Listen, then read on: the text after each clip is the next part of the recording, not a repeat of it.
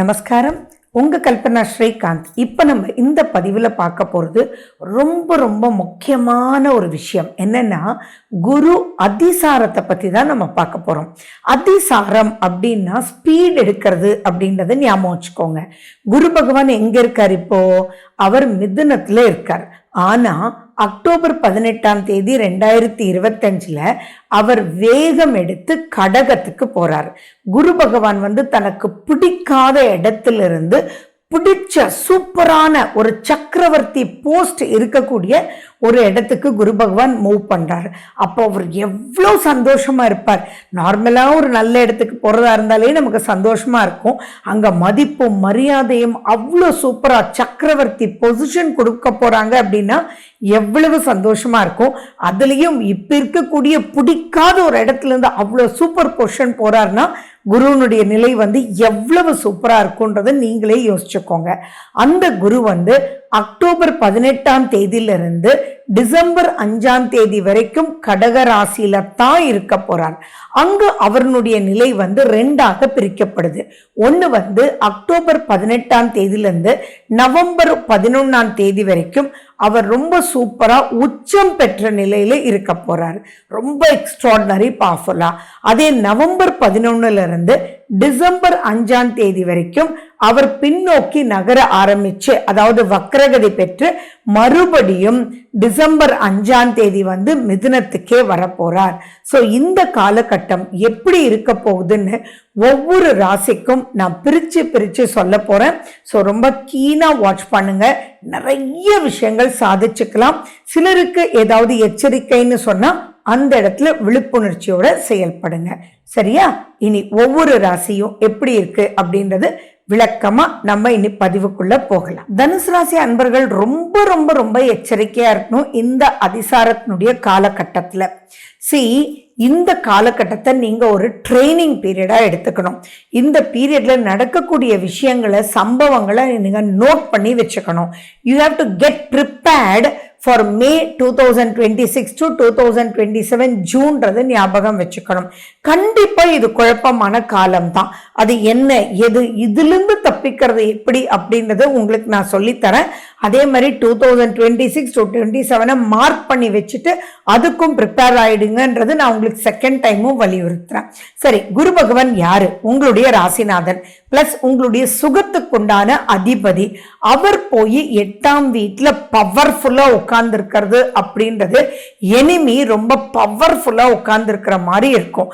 அதே மாதிரி நீங்க யாரெல்லாம் சூப்பரா நம்புறீங்களோ அவங்களே உங்களுக்கு ஹெல்ப் பண்ண முடியாத ஒரு நிலைக்குள்ள தள்ளப்படக்கூடிய அமைப்பு அண்ட் சூழ்நிலையினால அவரே உங்களுக்கு நெகட்டிவா பண்றதுக்கு உண்டான அமைப்பும் இங்க ஏற்படும் அப்படின்றதுதான் தெளிவான ஒரு விஷயம் அப்படின்றது நீங்க ஞாபகம் வச்சுக்கணும்.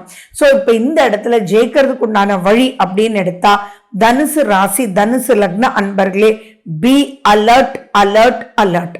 ஃபர்ஸ்ட் பாயிண்ட், நீங்க என்ன பண்ணணும்னா உங்களுடைய சுய ஜாதகத்துல இப்ப நடக்கிற திசா புத்தி அந்தரம் எப்படி இருக்கு, அக்டோபர் 18ல இருந்து டிசம்பர் 5 வரைக்கும்ன்றத நோட் பண்ணிக்கணும். அது ஃபேவரபிளான பிளானட்டா இருந்தா அப்பாடி அப்படின்னு இருக்கலாம்.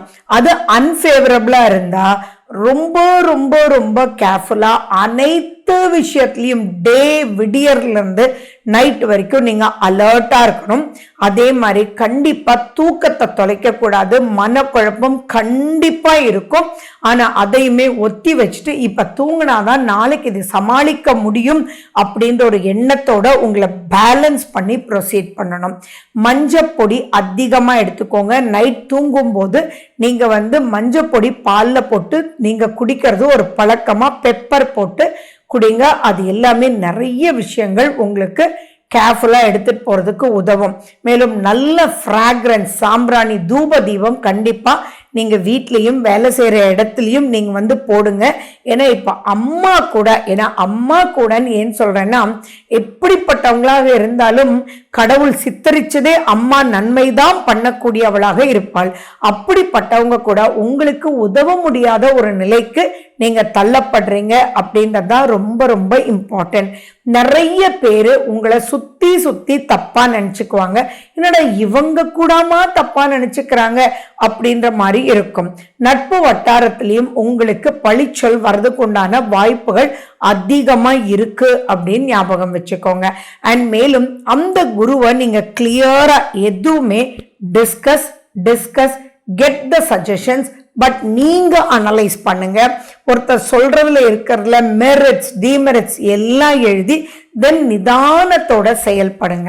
இந்த காலகட்டம் அப்படின்றது அக்டோபர் 18 இருந்து டிசம்பர் 5 வரைக்கும் எந்த ஒரு புது முயற்சிகளும் வேண்டாமே, எந்த ஒரு ரிஸ்க் ஃபேக்டரும் வேணாமே, எந்த ஒரு ஜாப் சேஞ்சிங்கும் நடக்காதே, எந்த ஒரு சேஞ்சஸ் இன் எனி பொசிஷன்லயும் இருக்காதே.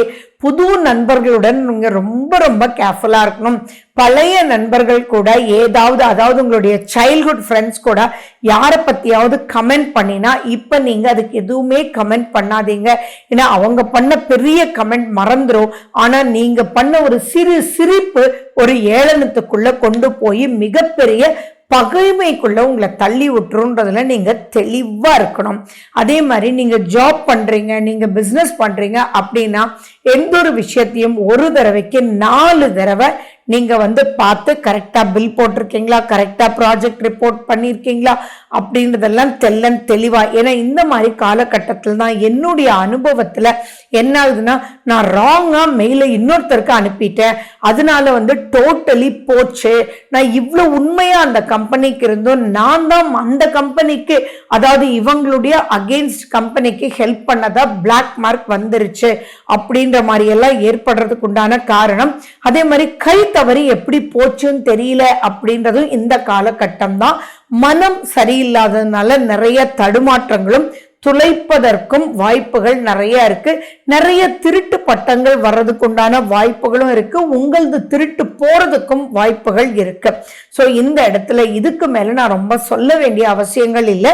பட் தெளிவுன்றது ரொம்ப கேர்ஃபுல்லா நீங்க இருக்கணும். சரி, இந்த காலகட்டத்துல குடும்பம் அமையறதுக்கு உண்டான வாய்ப்புகளும் இருக்கு. பட் ஆனா அந்த குடும்பம் அமையும்ன்றதுல சந்தோஷம் இல்லாத ஒரு பாயிண்ட். அப்ப இப்பதான் புதுசா கல்யாணம் ஆயிருக்கீங்க அப்படின்னா உங்களுடைய லைஃப் பார்ட்னர் உங்களை தப்பா புரிஞ்சுக்கிறதுக்கு உண்டான வாய்ப்புகள் இருக்கு. சோ இப்போ நீங்க லைஃப் பார்ட்னரா செலக்ட் பண்ணிருக்கிறவங்க தனுசு ராசி அன்பர்களாக இருந்தால் தயவு செஞ்சு இப்ப நடக்கக்கூடிய விஷயத்தை வச்சு உங்களுடைய கணவரோ மனைவியோ இப்படித்தான் அப்படின்னு சொல்லிட்டு ஒரு மேஜரான முடிவெல்லாம் தயவு செஞ்சு நியூ கப்பிள்ஸ் எடுத்துடவே கூடாது அப்படின்றது தான் இம்பார்ட்டன்ட். அண்ட் எதிர்பார்க்காத செலவுகள் பல ரூபத்துல வீடு சம்பந்தமா வாகனம் சம்பந்தமா வரக்கூடிய வாய்ப்புகள் இருக்கு. ஆக்சிடென்ட்ஸ் நடக்கிறதுக்கு உண்டான வாய்ப்புகள் இருக்கு. முக்கியமான எக்ஸாம்ஸுக்கு போகும்போது அதுக்குண்டான மெட்டீரியல் உங்களுக்கு ஒர்க் பண்ணாம போறதுக்கு உண்டான வாய்ப்புகள் இருக்கு. ஸோ எந்த ஒரு ப்ராஜெக்ட் பிரசன்டேஷனாக இருந்தாலும் நீங்க கரெக்டா பேட்டரி பேக்கப் இருக்கா, கரெக்டா நீங்க ஒரு பென் டிரைவ் எக்ஸ்ட்ரா எடுத்துட்டு போலாமே அப்படின்னு சொல்லிட்டு எல்லாமே கிளியர் கட்டா எடுத்துட்டு போய் எதுலையுமே பி ஓப்பனா இருங்க.